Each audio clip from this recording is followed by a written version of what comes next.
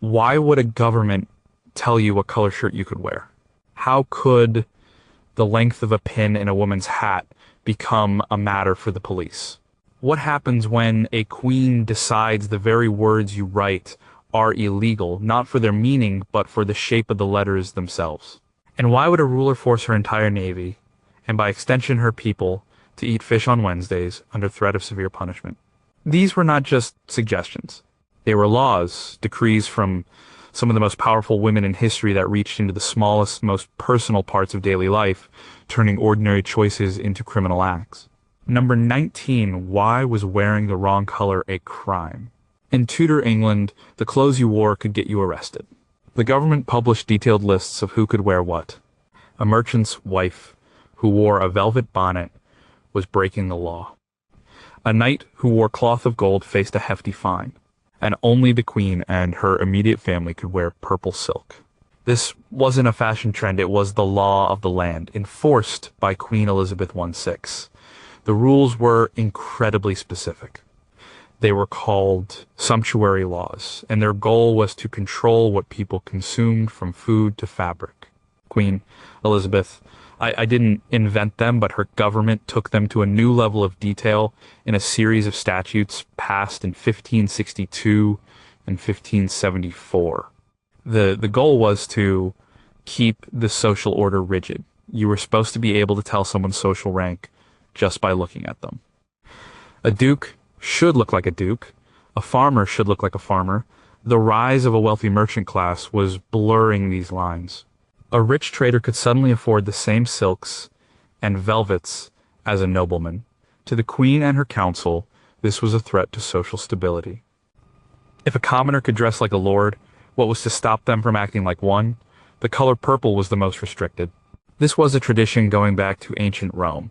The dye for true Tyrian purple came from a specific sea snail. It took thousands of snails to produce a tiny amount of dye, making it astronomically expensive. It was literally worth more than its weight in gold.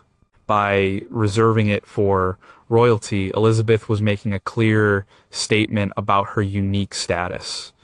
It was a visual representation of power, a color no one else could legally possess. But the laws went far beyond just one color. They specified fabrics, furs, and even trimmings. For example, only earls and those of higher rank could wear ermine fur. Viscounts and barons could wear foxtail or otter fur. Knights and their heirs could wear mink or leopard. And a man with an income of less than £100 a year was forbidden from wearing satin, silk, or velvet. The details were dizzying. The length of a nobleman's sword, the type of lace on a cuff, the material of a button, and it was all potentially regulated. Or enforcement was a serious problem. How do you police the entire country's wardrobe? The government relied on informers and public officials to report violations. People were encouraged to snitch on their neighbors who were dressing above their station. The penalties were not light. A person could be fined, have the illegal clothing confiscated, or even face imprisonment for repeat offenses. The fines were often calculated based on the offender's income, making them a significant financial blow. The economic reasons were just as important as the social ones. England's economy was heavily dependent on its own wool industry. The Queen's government wanted to protect this domestic trade by restricting the use of expensive imported fabrics like silk and velvet. The laws were supposed to force people, especially the growing middle class, to buy English wool. It was a form of protectionism, an attempt to stop English money from flowing out to Italy and the Ottoman Empire, where the finest silks were produced. So did it work? Not really. The laws were widely ignored. A black market for illegal fabrics and dyes thrived. People found creative ways to get around the rules. You might wear a cheap fabric on the outside, but line your coat with luxurious illegal silk. Or you might add a small illegal trim of gold thread to an otherwise legal garment. It was too difficult to enforce consistently across the kingdom. The very people who were getting rich, the merchants and traders, were the ones most likely to break the laws. They had the money to buy the fancy clothes, and they wanted to show off their new wealth. The desire to display success was stronger than the fear of a fine. By the end of Elizabeth's reign, the government had mostly given up on enforcing the stricter sumptuary laws. The rise of a new, powerful middle class made them impossible to maintain. Society was changing, and no law could stop a person with money from buying a nice coat, no matter what color it was. Number 18, why did the queen need to approve new words? Imagine a ruler so powerful she could change the language itself, not by popular use, but by royal decree. And Empress Wu Zetian, the only woman to ever rule China in her own right, did just that. Around the year 690, she introduced a set of new Chinese characters, today known as the Zetian characters. She ordered them to be used throughout her empire in all official documents, books, and public inscriptions. Or to refuse was to defy the empress herself. There were about 12 to 19 of these new characters. The exact number is debated by historians. She wasn't just creating words for new inventions. She was replacing existing common characters with newly invented, more complex ones.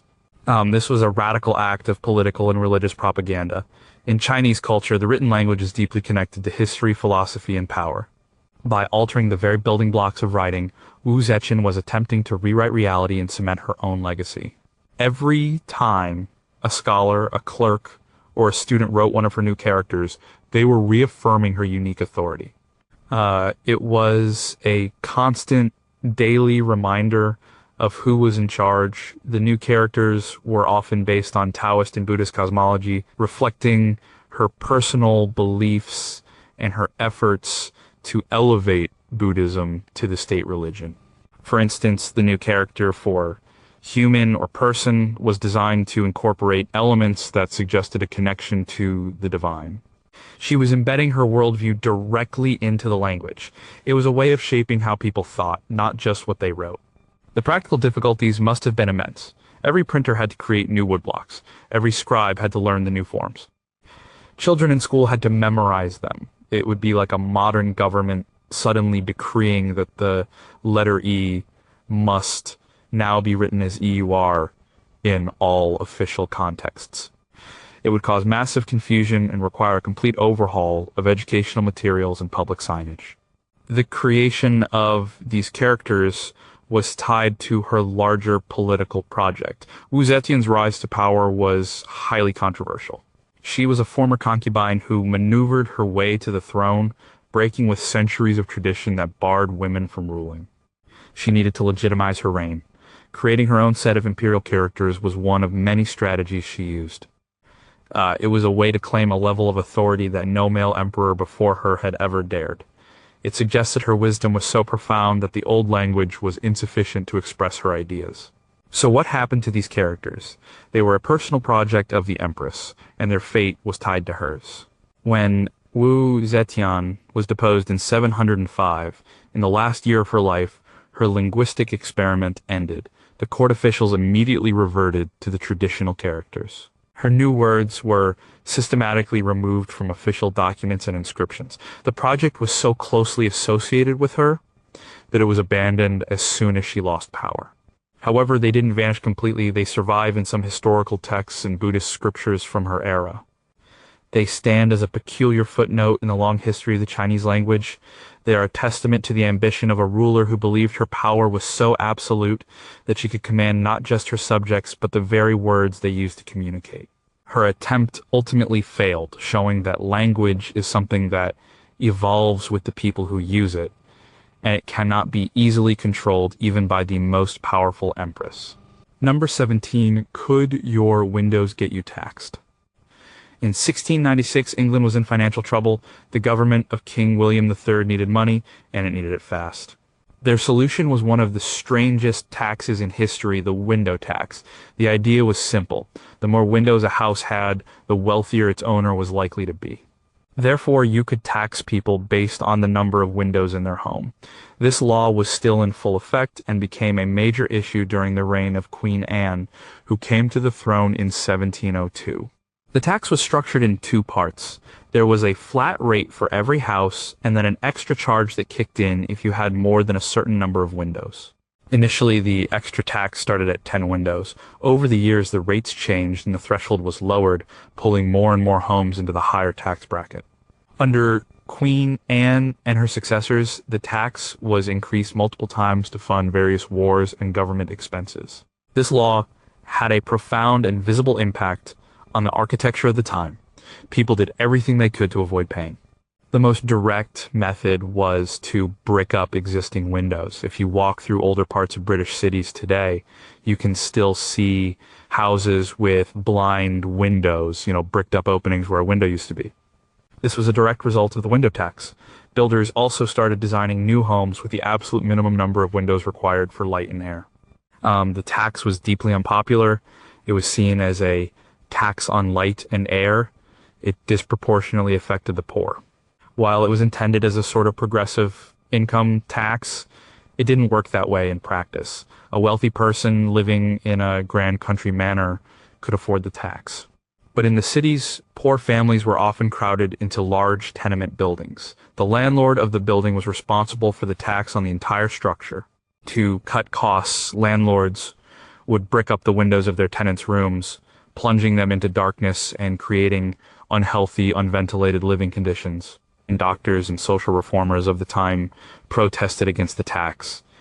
They argued that the lack of light and fresh air was contributing to the spread of diseases like typhus, smallpox, and cholera. Dark, damp, and stagnant living conditions were a breeding ground for sickness. The tax was literally making people sick. It was a classic example of a law with unintended and devastating consequences. Despite the public outcry, the tax remained in place for over 150 years. It was just too effective at raising money for the government. It was also relatively easy to assess. A tax assessor didn't need to go inside a house and pry into someone's personal finances. They could just stand on the street and count the windows. This made it cheaper and simpler to collect than an income tax. The definitions in the law created absurd loopholes and arguments. What exactly counted as a window? Did a small pantry window count? What about a perforated grate in a cellar? Lawyers made good money arguing these cases. Some people installed windows and then covered them with a board that could be removed when the tax assessor wasn't around. The government kept amending the law to close these loopholes, making the rules even more complex. The campaign to repeal the tax grew stronger in the 19th century. The new science of public health provided clear evidence of the harm it was causing. Writers like Charles Dickens criticized the tax in their work, highlighting the miserable conditions it created for the poor. Finally, in 1851, during the reign of Queen Victoria, the window tax was repealed. It was replaced by a house tax that was based on the property's rental value, a much fairer system. The end of the window tax led to an immediate change in architecture. New buildings were designed with large, numerous windows, a feature we now associate with Victorian style. It was a victory for public health and common sense, ending a law that had left a literal dark mark on the country for a century and a half. Number 16, when did grief have a dress code? During the 61 years of Queen Victoria's reign, the rules for mourning became so strict and elaborate that they effectively became law. While not a statute passed by Parliament, the Queen's own example and the rigid social codes of the era created a system of etiquette that was impossible to ignore. After her beloved husband, Prince Albert, died in 1861, Victoria entered a state of deep mourning that lasted for the rest of her life. She wore black every day for 40 years, and her court followed suit. This royal example solidified and intensified a set of mourning practices that governed every aspect of a person's life after a death in the family. The rules were incredibly detailed, especially for women. A widow was expected to enter full mourning for at least a year. This meant wearing clothes made of a specific non-reflective black fabric like bombazine or parramatta trimmed with crepe. Crepe was a stiff, scratchy silk fabric with a crinkled texture that was notorious for being uncomfortable and easily ruined by rain. Her entire outfit had to be black, including her gloves, bonnet, and even her handkerchief. She was expected to wear a heavy black veil that covered her face whenever she left the house. After the first year came second mourning, which lasted for another year. During this phase, the widow could remove the veil and introduce slightly less somber fabrics, though still in black. She might be allowed to wear jet jewelry. Finally, she could enter half mourning, where colors like gray, mauve, and lavender were permissible. For a widow, the entire process could last 2.5 years. To abandon it early was to risk social ruin. It would be seen as a sign of disrespect for the deceased and a lack of moral character. Men had it much easier. A widower was only expected to be in full mourning for about 3 months. Their mourning attire simply consisted of a black suit, black gloves, and a black hat band. After that, they were free to remarry and resume their normal social life. This stark difference highlights the unequal position of men and women in Victorian society. A woman's identity was deeply tied to her husband's, and her prolonged, visible grief was a performance of her devotion. The rules extended far beyond clothing. A person in mourning was expected to withdraw from society. They could not attend parties, balls, or the theater. They were supposed to use special stationery with thick black borders for their letters. The width of the border was supposed to shrink as the mourning period progressed. Even visiting friends was curtailed. The initial period of grief was meant to be spent in near seclusion. This elaborate system created a booming industry. Entire shops, known as mourning warehouses, sprang up to cater to the demand. J's of Regent Street in London was one of the most famous. These stores sold everything a grieving family could possibly need, from black edged stationery and crepe-trimmed bonnets to black jewelry made from jet, of fossilized coal. It was a macabre form of consumerism. Families, even those with limited means, felt pressured to spend money on the correct mourning attire to avoid judgment from their neighbors. The psychological toll, especially on women, was immense. A widow was not just grieving her husband, she was also navigating a complex and demanding set of social expectations. The heavy, uncomfortable clothing and the forced social isolation could deepen her depression and make it harder to move on. She was trapped in a public performance of sadness. The decline of these rigid mourning customs began after the First World War. The sheer scale of death made such elaborate, individualized mourning impractical and emotionally unbearable for an entire nation. Society began to move towards simpler, more private forms of remembrance. But for decades, under the shadow of a perpetually grieving queen, the etiquette of death was a powerful, unwritten law that shaped the lives and wardrobes of millions. Number 15. Why would a queen outlaw work on Sunday? In the Kingdom of Tonga, Sunday is not just a day of rest. It is mandated by law. You cannot work. You cannot play sports. You cannot even do laundry or mow your lawn if it makes a noise. Most contracts signed on a Sunday are considered void. This strict national Sabbath law has its roots in the policies of one of Tonga's most revered monarchs, Queen Salote Tupu III, who reigned from 1918 to 1965. Queen Salote was a devout Methodist. Her faith deeply influenced her rule and the legal framework of the nation. While the foundations for a Christian constitution were laid by her great-great-grandfather, it was under Queen Salote that these religious principles were consolidated and became an inextricable part of Tongan national identity. The law she championed states that the Sabbath day is sacred and must be kept holy in Tonga forever. The practical application of this law is striking. On a Sunday in Tonga, the entire country largely shuts down. All businesses except for a few essential services like bakeries, specific restaurants catering to tourists, and hospitals are closed. There are no sporting events. Public gatherings are limited. The roads are quiet. The main activity is attending church, which most of the population does. The day is reserved for faith, family, and feasting. For Tongans, this is not seen as an oppressive restriction, but as a core part of their culture, known as Whakatonga, the Tongan way. It reinforces community bonds and family ties. Sunday is a time for families to gather after church for a large shared meal, often cooked in a nyumu, a traditional underground oven. The law, therefore, does more than just enforce a religious observance. It structures the social week and protects a specific way of life.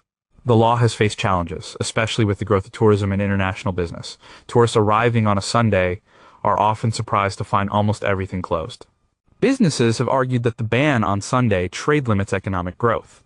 There have been debates in the Tongan parliament about relaxing the laws, perhaps to allow certain tourist activities or to let more shops open. However, these proposals have consistently met with strong public resistance. For many Tongans, the Sabbath law is a non-negotiable part of what it means to be Tongan, a legacy from their beloved queen that sets them apart from the rest of the world. The law's specificity is also notable. It isn't just a a general suggestion to rest. The Constitution explicitly forbids any trade, manufacture, or other commercial undertaking on the Sabbath. This legal language has been tested in courts. For example, can a hotel legally operate its restaurant for guests on a Sunday? The general consensus is that services for tourists are an exception, but this remains a gray area. The law is a living document that the country continues to grapple with as it balances tradition and modernity. Queen Salodi's influence went far beyond this one law. She was a skilled diplomat who successfully navigated Tonga's relationship with Britain, ensuring the kingdom never became a full colony and maintained its sovereignty.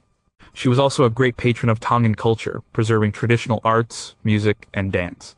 The Sabbath law is perhaps her most visible and enduring legal legacy.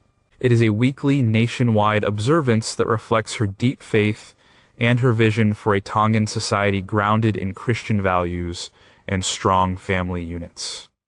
It's a reminder that a law doesn't have to be about punishment. It can also be about preserving a community's identity. Number 14, how could a pin become a public menace? At the beginning of the 20th century, a common fashion accessory became a public safety concern, the hat pin. Women used these long, sharp pins, sometimes up to a foot in length, to secure the large, elaborate hats that were in style. But as public transportation like electric streetcars became more crowded, stories began to emerge of people being accidentally stabbed by these protruding pins. The issue became so widespread that cities across America and Europe, during an era that included the final years of Queen Victoria's influence and the reign of her successors, began to pass laws regulating the length of hat pins. While not a law passed by a queen herself, the hat pin peril was a phenomenon of the Victorian and Edwardian eras she so heavily shaped. The social context was key. This was the age of the burgeoning women's suffrage movement.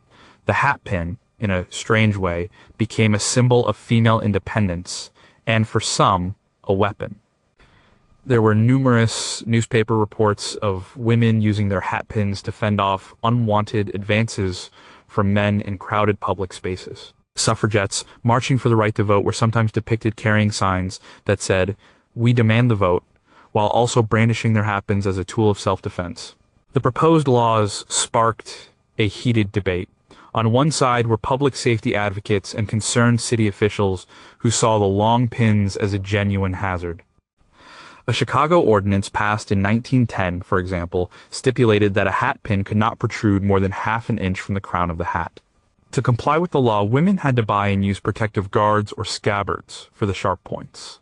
Police officers were empowered to issue fines or even arrest women who violated the ordinance. On the other side were many women who saw the laws as another attempt by a male-dominated society to control them. They argued that the hat pin peril was exaggerated and that the laws were an infringement on their personal liberty and fashion choices.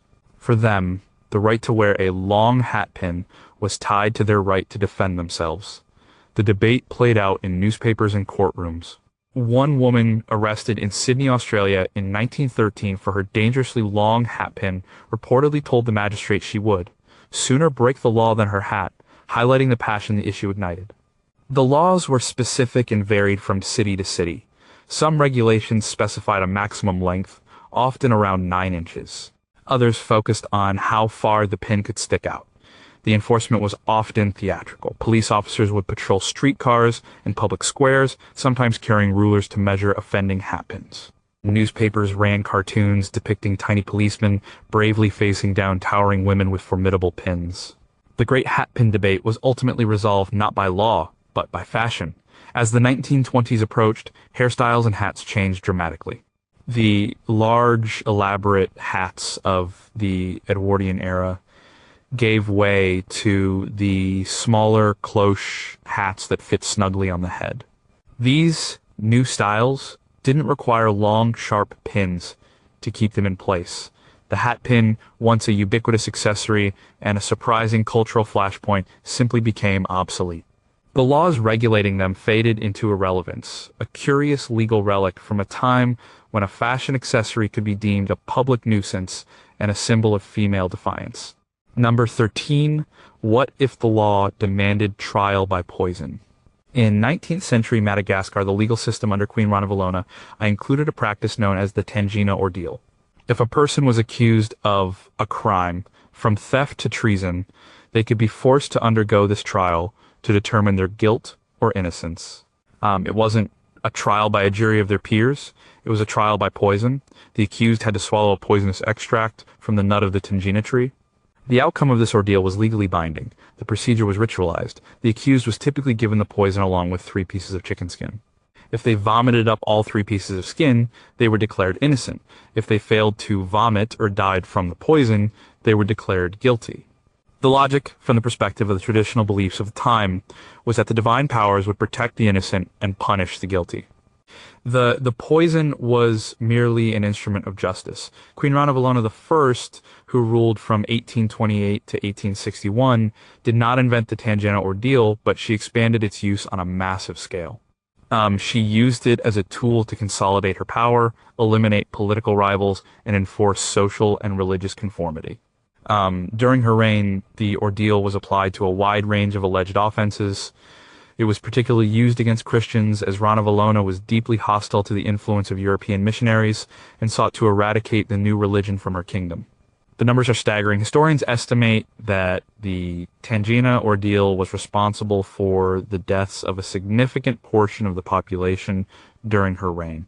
Some estimates suggest that as many as 20 to 30% of the population of the Central Highlands may have perished from the ordeal, either directly from the poison or from the punishments that followed a guilty verdict. It was a system of legal and political terror. The ordeal was not random. It could be a highly political process. An accusation was often all that was needed to force someone to undergo the trial. This made it a powerful weapon for settling personal scores or removing political opponents. A person's wealth could also influence the outcome. There are accounts of ordeal administrators being bribed to manipulate the dosage of the poison or the procedure itself to favor a particular result. The ordeal also had a significant economic function. The property of those declared guilty was confiscated by the state. This meant that the Queen's treasury benefited directly from every guilty verdict. It created a perverse incentive for the state to find people guilty, especially wealthy individuals. The practice was condemned by European observers at the time, who saw it as barbaric. However, for many in Madagascar, it was a legitimate and traditional part of their justice system, a way of communing with the supernatural to maintain social order. It was based on a deeply held worldview that was very different from the legal traditions of Europe. The use of the Tangina ordeal began to decline after Queen Ranavalona's death in 1861. Her successors were more open to European influence and gradually moved to abolish the practice. It was officially outlawed in 1863. The abolition of the Tangina ordeal was a major turning point in Malagasy legal history, marking a shift away from traditional forms of justice and towards a more westernized legal code. But for more than 3 decades, it was a legally sanctioned method of trial that held the power of life and death over the Queen's subjects. Number 12, why would a queen create a morality police? In the mid-18th century, Empress Maria Theresa of Austria, the only female ruler in the 650-year history of the Habsburg dynasty, was deeply concerned about the moral fabric of her society. She believed that public morality was in decline and that it was the state's duty to intervene. To address this, she established a special institution that came to be known as the Kirchheitskommission, or the Chastity Commission. This was, in effect, a state-sanctioned morality police force. The commission's official mandate was to combat vice and enforce public decency in Vienna and other parts of the empire. Its agents, often plainclothes spies and informers, were tasked with patrolling the streets, cafes, and theaters. They were on the lookout for any behavior deemed immoral, from public displays of affection and scandalous dancing to adultery and prostitution. They had the power to conduct raids on private homes, interrogate suspects, and make arrests. Maria Theresa was a devout Catholic and a mother of 16 children. Her personal piety and her sense of maternal responsibility for her subjects fueled this campaign.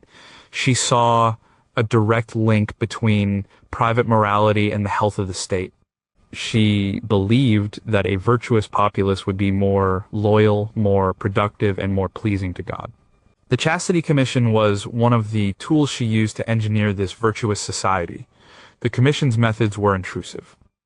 Spies would listen in on conversations in taverns. They would follow people suspected of having affairs. They would raid balls and parties to check for improper behavior. The definition of immoral was broad and could be interpreted in many ways, giving the agents significant power.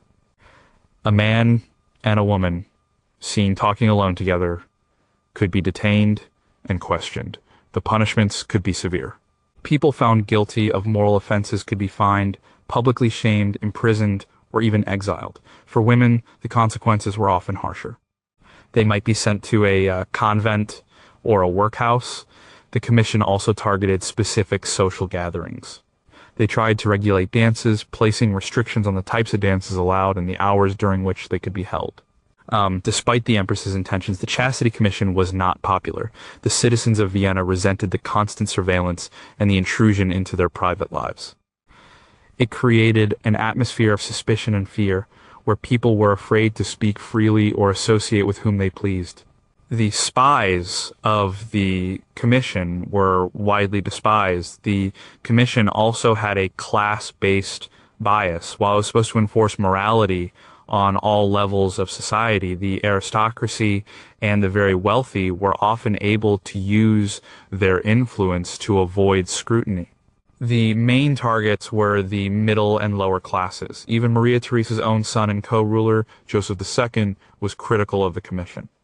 He was a man of the Enlightenment and believed in greater personal freedom. He saw his mother's morality campaign as old-fashioned and counterproductive.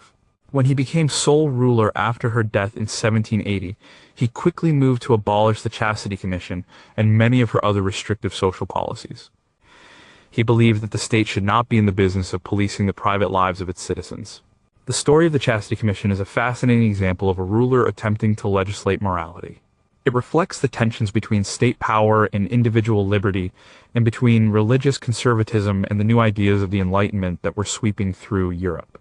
For a time, under the rule of a powerful empress, Vienna was a city where a secret police force was tasked not with hunting political dissidents, but with enforcing a strict moral code on its citizens. Number 11. Could a queen claim every whale in the sea? There is a strange and ancient law in the United Kingdom that declares certain aquatic animals to be royal fish. This means that any sturgeon, porpoise, whale, or dolphin caught within 3 miles of the British coast or washed ashore technically belongs to the reigning monarch. This law dates back to a statute from the reign of King Edward II in 1324. But as with all powers of the crown, it passed to every subsequent king and queen, including powerful rulers like Elizabeth I and Victoria. The original statute says, "The king shall have wreck of the sea throughout the realm, whales and sturgeons taken in the sea or elsewhere within the realm." The law split the ownership. The king, or reigning monarch, gets the head of any whale, and the queen consort gets the tail. The historical reason for this is supposedly that the queen's wardrobe needed the whalebone from the tail for making corsets. The head was for the king's table. This law comes from a time when the monarch was seen as having dominion over all the wild creatures of the land and sea. It was also a practical matter of resources. A beached whale was a valuable commodity. It provided huge amounts of oil for lamps, meat for food, and bone for various uses.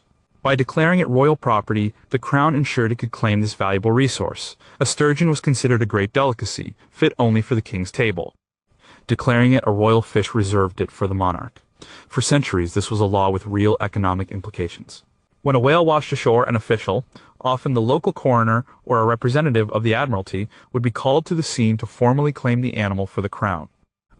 This didn't always mean the whale was physically transported to London. More often, the crown would claim its value, either by selling the carcass or by levying a fee on the person who found it.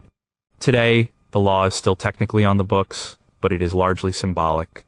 The reigning monarch is unlikely to demand a sturgeon for their dinner or whalebone for their clothes. When a royal fish is beached, the receiver of wreck, a modern official, is still notified. The monarch's right to the fish is asserted, but it is usually waived, allowing the fish to be used for scientific and research purposes. The Natural History Museum in London often takes custody of the remains to study them. There have been amusing modern instances of the law being invoked. In 2004, a fisherman in Wales caught a 10-foot sturgeon. He was aware of the ancient law and offered it to Queen Elizabeth II. The palace graciously declined the offer, allowing him to dispose of it as he saw fit. He ended up selling it, and a portion was served at a local restaurant. The law of royal fish is a perfect example of how ancient legal traditions can persist into the modern world. It reflects a medieval worldview where the monarch had a direct personal ownership of the natural world. While its practical application has vanished, it remains a curious reminder of the vast and peculiar powers that have been held by the crown and by the queens who have worn it for centuries. It's a law that connects a modern scientific world with a time when the sea's greatest creatures were, by royal decree, the personal property of the throne. Number 10. What if your ruler demanded you eat fish on Wednesdays? In 1563, Queen Elizabeth I's government passed a law that seems strange to modern eyes. It mandated that, in addition to the traditional fish-eating days of Friday and Saturday, the English people were now required to eat fish on Wednesdays as well. It was called the Wednesday Fish Day Law. If you were caught eating meat on a Wednesday without a special license, you could be fined or even imprisoned. This wasn't a law about religious observance. England was a Protestant country, and Elizabeth was trying to distance her church from Catholic traditions. The old practice of eating fish on Fridays was a Catholic one, so why would her government add another fish day? The reason was entirely economic and military. The law had nothing to do with piety and everything to do with boats. England's fishing fleet was in a state of decline. This was a serious problem for a nation with a growing ambition to become a major sea power. A strong navy required a large pool of experienced sailors. The best training ground for these sailors was the fishing industry. Fishermen were skilled at navigating coastal waters, handling boats in rough weather, and working as a team at sea.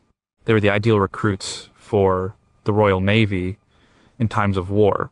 With fewer fishing boats, there were fewer sailors. This was a direct threat to national security. The government's logic was simple. If they could increase the domestic demand for fish, the fishing industry would grow. More demand would mean more fishing boats, which would mean more jobs for fishermen, which in turn would create a larger reserve of trained sailors ready to be called up to defend the realm against threats like the Spanish Armada. The Wednesday Fish Day Law was a massive nationwide government stimulus program for the shipbuilding and fishing industries. The law was promoted with patriotic language. Eating fish was framed as a duty to the Queen and country. The preamble to the statute explicitly stated that it was intended for the increase of fishermen and mariners and repairing of port towns and navigation, and not for any religious reason. The government went to great lengths to make it clear that this was not a return to popish superstition. Enforcement was a challenge. Local officials were supposed to inspect markets and inns to make sure meat wasn't being sold or served on fish days. But the law was not popular. People liked eating meat. There was a black market for it, and butchers would often find ways to discreetly sell meat to their regular customers. You could also buy a license to exempt yourself from the rule, but this was expensive and only available to the wealthy or those with a medical reason. The law had a real impact. It did stimulate the fishing industry to some extent. The demand for fish, particularly herring and cod, increased.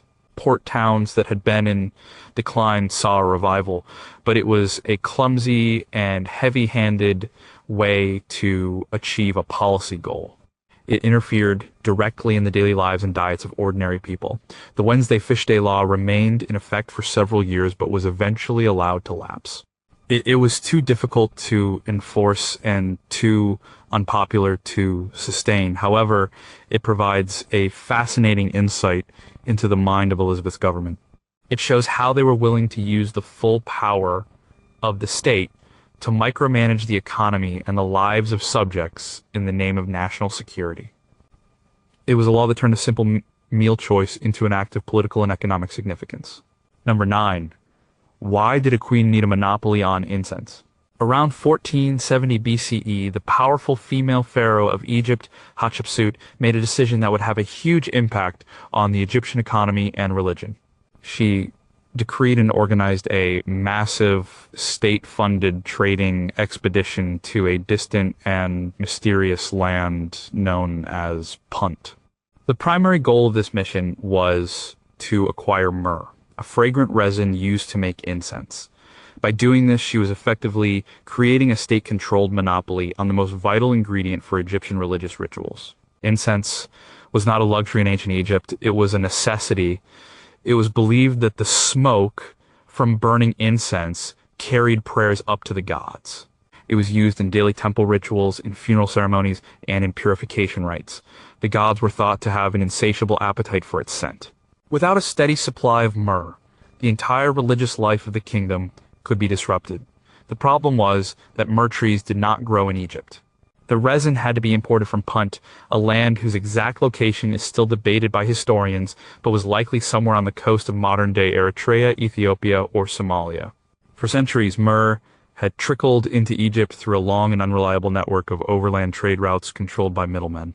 This made the supply precarious and the price extremely high. Hatshepsut's decree was a bold move to cut out the middlemen. Instead of waiting for the myrrh to come to her, she sent a fleet of 5 massive ships manned by over 200 sailors directly to the source. This was a huge and risky undertaking, a journey of hundreds of miles down the Red Sea. It was one of the first large-scale, state-sponsored maritime trading expeditions in history. The expedition was a spectacular success. The story is recorded in detail in a series of magnificent carved reliefs on the walls of her mortuary temple at Deir el-Bahri. The carvings show the Egyptian ships arriving in Punt, being greeted by the local chief, and loading up with the treasures of the land. They brought back not just vast quantities of myrrh resin, but also live myrrh trees, which Hatshepsut attempted to plant in Egypt. They also returned with other exotic goods like ebony, ivory, gold, and wild animals. By establishing this direct trade route, Hatshepsut's government took control of the incense supply. The temples, which were the biggest consumers, now had to get their myrrh from the pharaoh. This gave her immense religious and political power. She could present herself as the one who provided for the gods, the pious ruler who ensured that the divine rituals could be properly performed. The reliefs at her temple celebrate this achievement, showing her personally offering the finest myrrh to the god Amun-Ra. This was also an economic masterstroke. The state could now control the price and distribution of this vital commodity. There's a massive boost to the royal treasury. The expedition was not just a religious pilgrimage, it was a highly profitable business venture, sanctioned and led by the queen herself. Hatshepsut's decree to launch the expedition to Punt was more than just a trade mission. It was a law that reshaped Egypt's foreign policy, its economy, and its religious landscape. It was a demonstration of her power and her vision as a ruler. She saw a problem of the insecure supply of a crucial resource, and she solved it with a bold and unprecedented act of statecraft, ensuring that the altars of Egypt would not run short of the sacred scent the gods demanded. Number 8. Why would a queen reject her own currency? In the late 3rd century CE, Queen Zenobia of Palmyra carved out a vast empire for herself in the Roman East. From her capital, in the oasis city of Palmyra, in modern-day Syria, she conquered Egypt and much of Anatolia, openly challenging the authority of Rome. One of her boldest acts of rebellion was a legal and economic one. She began minting coins that replaced the portrait of the Roman emperor with that of her son, and eventually with her own. This was a direct, legally sanctioned rejection of Roman authority. In the Roman Empire, coinage was a powerful tool of propaganda. The emperor's image on a coin was a constant reminder to everyone who used it, from a soldier in Britain to a merchant in Egypt, of who was in charge. It was a symbol of Roman power and unity. For a provincial ruler to issue coins without the emperor's portrait was an act of treason. Initially, Zenobia's coins were a clever political compromise. She minted tetradrachms in Alexandria that featured the portrait of her son Vabalithus on one side and the Roman Emperor Aurelian on the other. The inscriptions gave her son the title of king, but still acknowledged Aurelian as emperor. This was a delicate balancing act, claiming a degree of autonomy for her kingdom while still formally recognizing Roman overlordship. But in 272 CE, Zenobia took the final, decisive step. She issued new coins that removed Aurelian's portrait entirely. On these coins, her son was now titled Augustus, the same title as the Roman emperor, and, most audaciously, some coins were minted with Zenobia's own portrait, with the title Augusta, or Empress. This was a formal declaration of independence. By decreeing the creation of this new currency, she was legally severing her ties with Rome and declaring her Palmyrene Empire a co-equal power. This act had huge practical consequences. It meant that all trade and all taxes within her vast territory were now to be conducted using her currency. It was a way of forcing her subjects, from the farmers of the Nile Delta to the traders of Antioch, to recognize her authority. Every time a person made a purchase, they were participating in her rebellion. The coins themselves were of high quality, a sign of the wealth of her kingdom, which controlled the lucrative overland trade routes between the Persian Gulf and the Mediterranean. But their real value was political. They were a challenge that the Roman Emperor Aurelian could not ignore. A rival, Augusta minting her own currency, was a direct threat to his power and the stability of the empire. Zenobia's numismatic rebellion was short-lived. Aurelian, a skilled and ruthless military commander, marched east with his legions. He defeated Zenobia's armies, captured Palmyra, and took the queen back to Rome as his prisoner. Her empire collapsed as quickly as it had risen. After her defeat, the coins of the Palmyrene Empire were withdrawn from circulation and melted down. Rome reasserted its authority, and the coins with the emperor's face once again became the only legal tender. But the coins of Zenobia that survive in museums and private collections are a tangible piece of her story. They are not just pieces of metal. They are legal documents, declarations of independence issued by a queen who, for a brief and brilliant moment, dared to challenge the might of Rome and put her own face on the money. Number 7. How could gambling be a threat to the state? In the late 15th century, Queen Isabella I of Castile, famous for unifying Spain and sponsoring Columbus, was also deeply concerned with the social and moral health of her kingdom.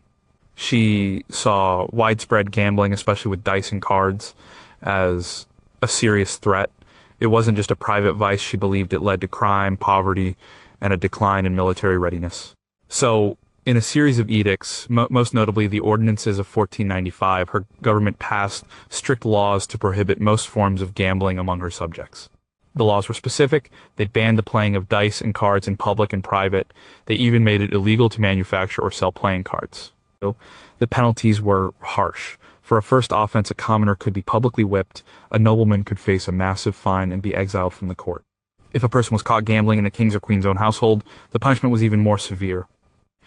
Why was Isabella so concerned about a game of cards? There were several reasons. First, there was the moral and religious dimension. As a devout Catholic, Isabella saw gambling as a sin that encouraged greed, idleness, and blasphemy.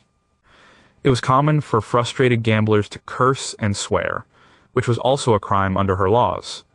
She believed it was her duty as a Christian monarch to protect her people's souls from such temptations.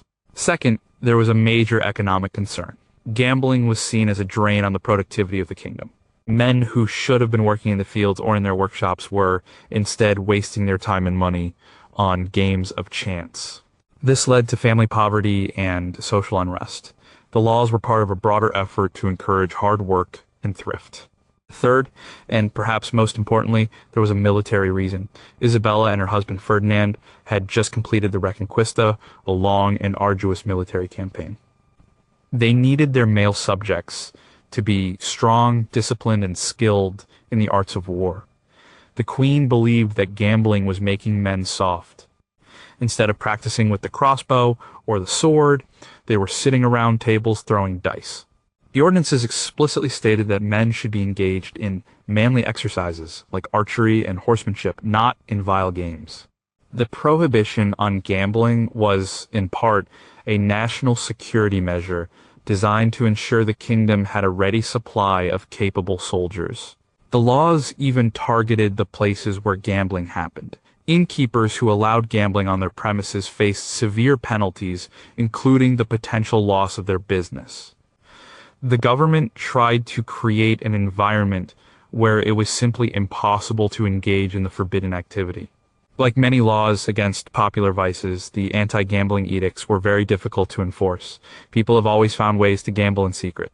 But the laws show Isabella's determination to shape the character of her nation. She was not a distant ruler concerned only with high politics and warfare. She was a micromanager who believed it was her responsibility to regulate the daily habits and moral choices of her people. Her laws against gambling were part of her larger vision of a unified, devout, and powerful Spain, a kingdom where every subject was a productive and virtuous part of the whole. Number 6. Why was it illegal to disagree with the Queen's book? In 1767, Catherine the Great of Russia, an empress known for her intelligence and her correspondence with Enlightenment philosophers like Voltaire, embarked on a monumental legal project. She wrote a vast political and philosophical treatise called the Nakaz, or the Instruction. This was not just a book of her personal thoughts, it was intended to be the legal and moral foundation for a complete overhaul of the Russian legal code. She then convened a huge assembly, the Legislative Commission, with representatives from all over her empire, whose job was to create this new code of laws based on her instruction. The Nakaz was a remarkable document. It consisted of 526 articles, drawing heavily on the ideas of the European Enlightenment, particularly Montesquieu's The Spirit of the Laws. It spoke of equality before the law, the abolition of capital punishment and torture, and the importance of reason and justice. On the surface, it sounded incredibly progressive for an absolute monarchy like Russia. But here is where the weird law comes in. While the instruction was presented as a guide for discussion, it was also a royal decree. The deputies of the Legislative Commission were required to take an oath to uphold its principles. Disagreeing with the fundamental ideas laid out in the Empress's book was not an option. It was presented as a set of enlightened truths that were to be implemented, not debated. In effect, it became illegal to reject the philosophical framework that the Queen herself had written. This created a strange and contradictory situation. Catherine was using the language of freedom and reason, but she was imposing it by absolute authority. She was the sole author of the principles that were supposed to govern the entire nation. The Commission's job was not to question or challenge her ideas, but to figure out how to put them into practice. The Commission itself was a massive and unwieldy undertaking, with over 500 delegates representing everyone from nobles and townspeople to state peasants and ethnic minorities. They met for over a year, but they quickly got bogged down in arguments over local issues and competing interests.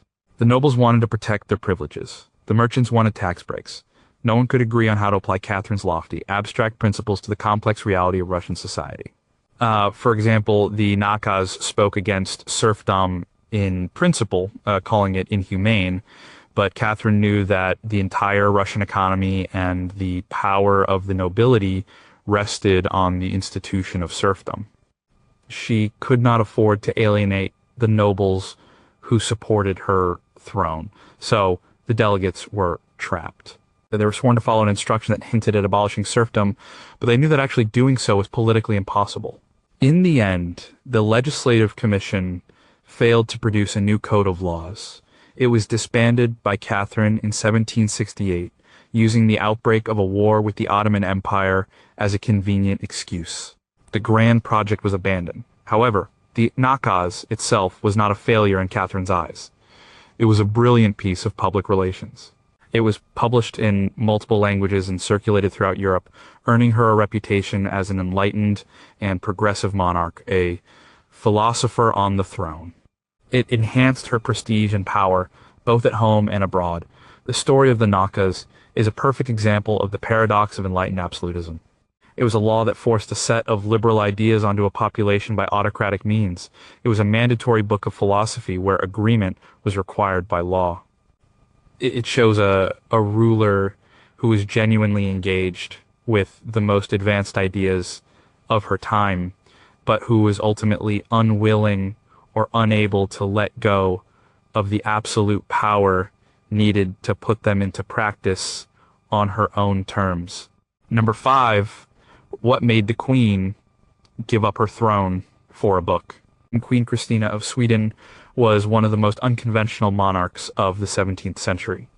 She was highly intelligent, a patron of the arts and sciences, and fluent in multiple languages. She was also famously uninterested in the traditional roles of a queen. She refused to marry, wore men's clothing, and spent her days studying philosophy instead of attending to matters of state. In 1654, at the age of 28, she did something almost unthinkable for a monarch. In her position, she abdicated the throne. A key reason behind this was her desire to convert to Catholicism, a decision driven by her deep intellectual and spiritual journey. And this conversion was, in Sweden at the time, completely illegal. The law in 17th century Sweden was uncompromisingly Lutheran. The Protestant Reformation had taken deep root, and Lutheranism was the state religion. The law dictated that the monarch, and indeed all citizens, must adhere to the Lutheran faith. To convert to Catholicism was considered an act of treason. It was not just a personal choice, it was a political and legal betrayal of the nation. The laws were designed to protect Sweden from the influence of the Catholic powers of Europe. Christina's intellectual curiosity led her to study philosophy and theology in great depth. Her court in Stockholm was filled with scholars, including the famous French philosopher René Descartes.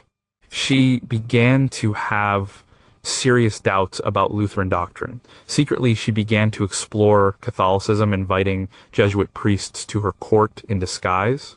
This was an incredibly dangerous game. If her intentions were discovered, it could have led to a political crisis and even her overthrow. She was trapped. As Queen of Sweden, she was legally bound to be the head of the Lutheran Church. Her personal conscience and intellectual convictions were pulling her in a direction that the law of her own kingdom forbade. She could not be both a Catholic and the Queen of Sweden. She had to choose. So, in 1654, she chose her faith over her crown. Her abdication sent shockwaves across Europe. She left Sweden, traveled through Europe, and in 1655 in Brussels she formally converted to Catholicism. It was a moment of immense personal liberation for her. But it also meant she could never return to her home country as queen. The law she had helped to uphold as monarch now barred her from her own throne. Her abdication was not just about religion, it was also about personal freedom. Christina chafed under the restrictions of monarchy. She hated the endless ceremonies, the political maneuvering, and the expectation that she would marry and produce an heir.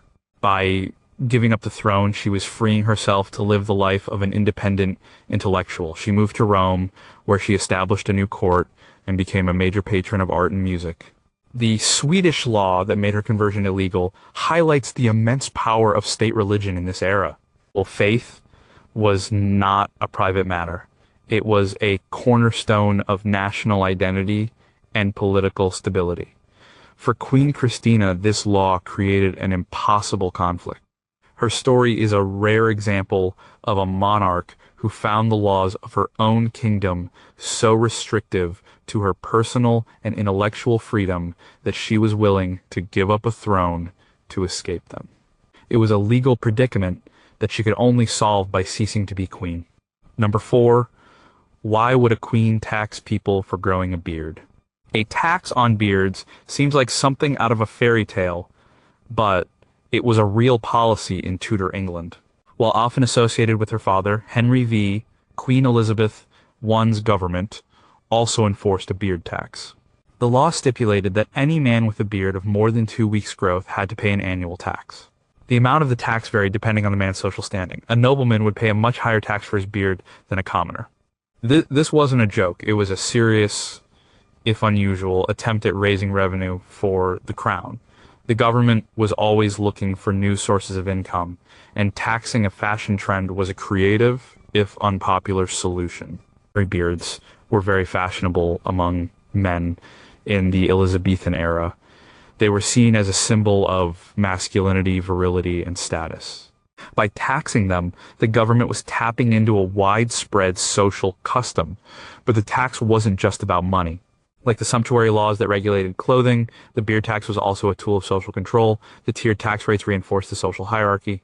And the fact that a duke paid more for his beard than a merchant was a constant reminder of their different places in the social order. It was a way for the state to regulate even the hair on a man's face. The law also reflected a certain amount of social anxiety about beards. Some religious and social commentators of the time saw long beards as a sign of vanity, extravagance, or even wildness. A clean-shaven face was seen as more civilized and orderly. The tax could be seen as a way to discourage excessive facial hair and promote a more respectable appearance. Enforcement was, as you can imagine, tricky. How do you accurately judge 2 weeks' growth? Local officials like sheriffs and constables were responsible for identifying and taxing the bearded men in their jurisdictions. This must have led to some absurd situations and arguments. Men would likely have shaved just before the tax collector came around, or argued about how long their beard had actually been growing. The beard tax was never a major source of revenue for the government. It was too difficult to collect consistently and was widely resented. It's an example of the Tudor state's tendency to micromanage the lives of its subjects in ways that seem bizarre to us today. They believed it was the government's right and duty to regulate personal appearance, whether it was the color of your coat or the length of your beard. The policy was not unique to England. Decades later, in Russia, Peter the Great would impose a much more famous and brutally enforced beard tax as part of his campaign to westernize his country. He saw beards as a symbol of old-fashioned, backward Russia, but the English version, under the Tudors including Elizabeth, was less about forced modernization and more about a combination of revenue raising and the enforcement of social order. It's a strange legal footnote that shows how no aspect of personal life was considered beyond the reach of the Queen's government. Number 3, could the swans in a river belong to the Queen? In the United Kingdom, there is a peculiar and ancient legal prerogative that grants the reigning monarch ownership of all unmarked mute swans in open water. This means that technically any swan you see swimming in a river like the Thames belongs to the Queen. This law has existed for centuries and is one of the strangest surviving royal prerogatives. The tradition dates back to the 12th century. Swans were considered a delicacy, a luxury food, served at royal banquets and feasts. They were a status symbol. By claiming ownership of the swans, the crown was controlling a valuable resource and reinforcing its high status. It was illegal for a commoner to hunt or eat a swan. To do so was to poach the king's or queen's property, and it carried severe penalties. This royal ownership led to a unique system of marking. While the crown owned all unmarked swans, it did grant the right to own swans to a select few. These were typically wealthy landowners or powerful institutions. 2 of the London livery companies, the Vintners and the Dyers, have held this right since the 15th century. To distinguish their swans from the royal swans, they developed a system of marking the birds' beaks. This practice is known as swan upping. Every year in the 3rd week of July, an event called the Swan Upping takes place on the River Thames. The Queen's Swan Marker, an official royal post, and swan uppers of the Vintners and Dyers companies travel up the river in traditional rowing skiffs. They locate broods of cygnets or young swans and catch them. They then check the parent birds to see if they are marked. If the parents belong to one of the companies, the cygnets are marked with the same pattern on their beaks. If the parents are unmarked, then the cygnets are considered to be the property of the crown and are left unmarked, though they are still weighed and checked for health. Today, the ceremony is no longer about claiming swans for the dinner table. Swan is no longer a food source. The modern swan upping is focused on conservation and education. The birds are checked for injuries and illness, and the data collected helps scientists monitor the health of the swan population. It has evolved from a law of ownership into a tradition of stewardship. The law itself, however, remains. Harming a mute swan is still a criminal offense, though today it is prosecuted under modern wildlife protection laws rather than the ancient royal prerogative. The Queen's ownership is now largely symbolic, but it is a powerful symbol of the continuity of British tradition. This strange law has entered popular culture and created a persistent myth that the Queen owns all the swans in the country. The reality is more specific. It applies only to unmarked mute swans in open water. But it's a fascinating example of a medieval law that has survived into the 21st century, transforming its purpose from a practical claim on a food source to a ceremonial act of wildlife conservation, all still performed in the name of the reigning monarch. Number 2, why did a queen try to pass a law that got her overthrown? In 1893, Queen Liliuokalani, the last reigning monarch of the Kingdom of Hawaii, made a bold legal move to restore power to the Hawaiian monarchy and her people. She drafted a new constitution to replace the one that had been forced upon her predecessor in 1887. That previous constitution, known as the Bayonet Constitution, had severely stripped the monarchy of its power and disenfranchised most native Hawaiian voters, concentrating power in the hands of a small group of wealthy, foreign-born businessmen and landowners. Liliuokalani's proposed new constitution was a direct attempt to reverse this. It was a law designed to reclaim her kingdom's sovereignty. The Queen's proposed constitution had several key provisions. It would restore the monarch's power to appoint cabinet ministers and the upper house of the legislature. Crucially, it would also restore voting rights to Native Hawaiians and other non-white subjects, removing the strict property and income requirements that had been put in place by the Bayonet Constitution to favor the white elite. It was, in essence, a legal document aimed at creating a more democratic and equitable system, one that gave a voice back to the majority of her subjects. And Liliuokalani knew this would be a controversial move. She had widespread popular support from her people, who had presented her with petitions begging for a new constitution. But she also knew that the powerful business community, which had strong ties to the United States, would be vehemently opposed. This group benefited greatly from the existing political system, which allowed them to control the government and the lucrative sugar industry. On January 14, 1893, after proroguing the legislature, the Queen met with her cabinet ministers and informed them of her plan to promulgate the new constitution by royal decree. This was her fatal misstep. Her own cabinet, intimidated by the opposition, refused to sign the document. They feared the backlash from the business community. This hesitation gave the Queen's opponents the opening they needed. News of the Queen's attempt to pass this new law spread rapidly. The opposition, a group calling itself the Committee of Safety, used it as a pretext to act. They claimed that the Queen was attempting a revolutionary act by trying to impose a new constitution without the legislature's approval. This was a dubious legal argument, but it was effective propaganda. Just 3 days later, on January 17th, the Committee of Safety, with the support of United States Marines who had been landed in Honolulu from a nearby warship, staged a coup. They took over the government building, declared the monarchy abolished, and established a provisional government. Queen Liliuokalani, wishing to avoid bloodshed, yielded her authority under protest, appealing to the U.S. government to investigate the illegal act and restore her to her throne. The law that was meant to save her kingdom became the justification for its destruction. The proposed 1893 Constitution was never enacted. Instead, the Queen was placed under house arrest, and the provisional government began the process of annexing Hawaii to the United States. The story is a tragic irony. A queen's attempt to use her legal authority to create a fairer and more representative government for her people was twisted by her opponents into an illegal act, providing them with the excuse they needed to overthrow her and end Hawaiian independence. The Constitution she wrote, "A law of hope and restoration, became a ghost, a document representing a future that was stolen from her and her kingdom." Number 1, why would a government ban pointy shoes? In the 14th century, a bizarre fashion trend swept across Europe extremely long, pointed shoes known as krakos or pikes.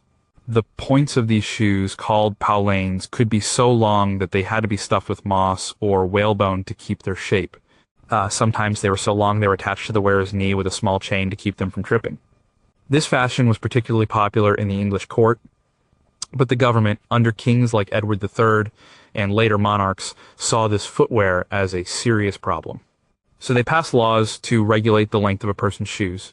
While these laws are often attributed to male kings, they were part of a legal and social framework that powerful queens and royal women of the era, like Edward III's wife, Queen Philippa of Hainault, would have been deeply involved in upholding.